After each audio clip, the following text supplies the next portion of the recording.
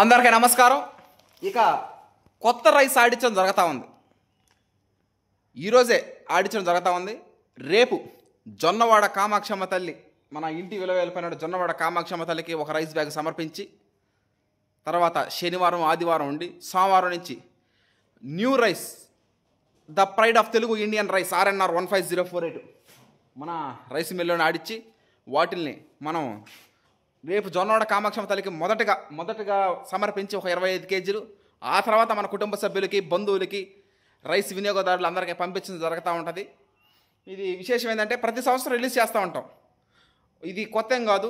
ప్రతి సంవత్సరం అంటే పాత రైస్ కూడా అనలేము మనం, ఎందుకంటే కొత్త రైస్ అనలేము. ఎందుకంటే మార్చి వరకు కోసం మార్చి, ఏప్రిల్, మే, జూన్ 4 నెలలు మగ్గే ఆల్రెడీ మనం 14% తేమ వచ్చే విధంగా వాటిని ఎండబెట్టడం, ఆరబెట్టడం జరిగింది. అది దాదాపు ఒక రోజుకి 15 మంది మనుషులు ఒక 40-50 పట్లు పరిసేసి వాటిని ఎండబెట్టడం, ఆరబెట్టడం, వాటిలో ఉన్న తేమ 14% తీసుకురావడం జరిగింది. ఇది మనం మార్చ్, ఏప్రిల్, మే, జూన్ దాదాపుగా 4 నెలల పాటు మనం మగ్గించిన చాలు.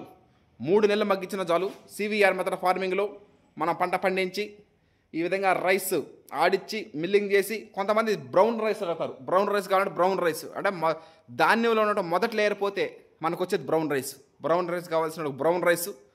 సింగిల్ పాలిష్ కావాలంటే ధాన్యంలో 2 లేయర్లు హస్కో బ్రాను 2 లేయర్లు పోతే మనకు వచ్చేది సింగిల్ పాలిష్ రైస్, ఒంటిపట్టు బియ్యం. అదేవిధంగా మన భారతదేశంలో ఎక్కువగా తినేది వైట్ రైస్, దాంట్లో హస్కో, బ్రాను, జర్ము 3 లేయర్స్ పోతుంది మనకి. ఆ తర్వాత వచ్చేది వైట్ రైస్, ఎండోస్పర్మ్ మిగులుతుంది. అది ఈ విధంగా 3 టైప్స్ ఆఫ్ రైసెస్ కొంతకాని గంగాధర్ గారు ఆడిచ్చి మనకి పంపించడం జరుగుతూ ఉంటుంది. ఈ వినియోగదారుల గమ్యస్థానాలకు చేరినప్పుడే అది అంతిమ విజయం. ఈ విధంగా వచ్చే సోమవారం నుంచి వచ్చే సంవత్సరం 2026 జూన్ దాకా మనకి ఇబ్బంది లేదు.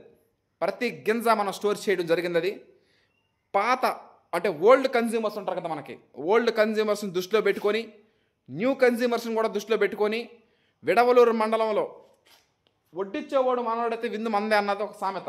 అదేవిధంగా పండించేవాడు మనూరుడైతే ఆ ఊరికి ఇంకా తిరగలేదు. విడవలూరు మండలంలో ఉన్న ప్రతి ఒక్కరికి కూడా తెలంగాణ అంటే ఇది కేవలం విడవలూరు ప్రజలకు మాత్రమే. ఇప్పుడు 1 కేజీ కావాలంటే 1 కేజీ, 5 కేజీస్ కావాలంటే 5 కేజీస్, 10 కేజీస్ కావాలంటే 10 కేజీస్.